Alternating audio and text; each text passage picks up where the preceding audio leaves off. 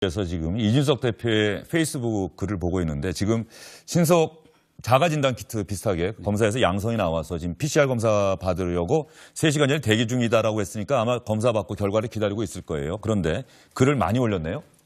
2시간 전에 이준석 대표는 이제 20대, 30대 남성 표심 공략에서 이준석 대표는 아마 호남에 내가 앞으로 집중을 해야 되겠습니다. 이번에 조금 더 역대 보수 정당에서는 가장 많이 얻었지만 그럼에도 우리가 목표했던 만큼은 아니다. 앞으로 호남, 다도의 섬이 아니라 10명이 사는 작은 마을까지 찾아가서 정책을 개발하고 고민하겠다라고 이야기를 했고요.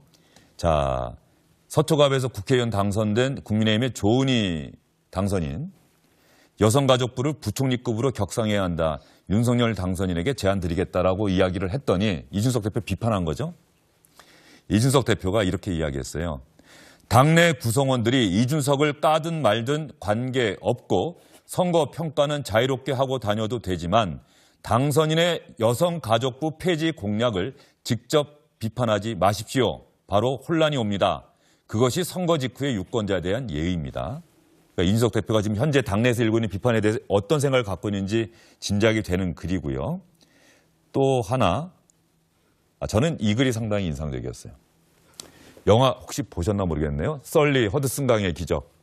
뉴욕의 허드슨강에 비행기가 비상 착륙하죠. 아마 새와 부딪히면서 비행기가 이제 위기에 봉착하니까 기장이 판단을 해서 지금 저희가 아마 이준석 대표 SNS 준비가 돼 있을 텐데 그 영화 또 실제 장면도 적어 있어요. 제가 워싱턴 특파원할 때 일어난 일이어서 저도 기억을 하는데 말이죠. 이때 이게 정말 이 기장이 선택을 해서 그 승객들을 살렸는데 끝나고 나서 이제 미국 교통위원회에서 조사가 나오는 거예요. 아니 당신 말이지 저 비행기 다른 인근공항에 왜 회항하지 않았어? 왜 이렇게 위험한 선택을 했지?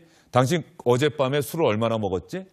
이런 식의 이제 조사를 해요. 그래서 영화를 보면 이거 뭐지? 저 사람은 최선의 선택을 해서 승객을 살렸는데 다른 사람들이 구계자나 객관적인 위치에 있다고 갑자기 다른 이야기를 하고 기장의 책임을 들고 나오는데 이준석 대표가 이런 얘기를 한 거예요.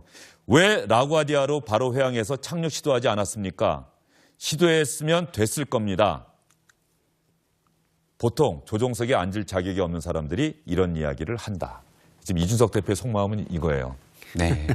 저도 영화를 봤습니다. 네. 굉장히 의미 있게 봤고, 네. 그 조종사 입장에서는 굉장히 억울할 수밖에 없었죠. 아주 탁월한 순간 판단을 통해서 많은 승객들을 살렸지만 그 이후에 나타나게 됐던 모든 책임과 비난을 고스란히 감수할 수밖에 없었던. 저는 이준석 대표가 훌륭한 정치인이라고 생각을 합니다. 그리고 많은 역할들을 했고요. 하지만 정치인이 항상 모든 걸 다 옳을 수는 없습니다. 비판의 대상이 될 수도 있고 잘못한 일도 있고요. 선거 과정을 곱씹어 돌아보게 되면 중간에 있었던 여러 갈등적인 국면이라든지 아마 이준석 대표에게도 쓰디쓴 비판을 받을 수밖에 없었던 면들도 있을 겁니다.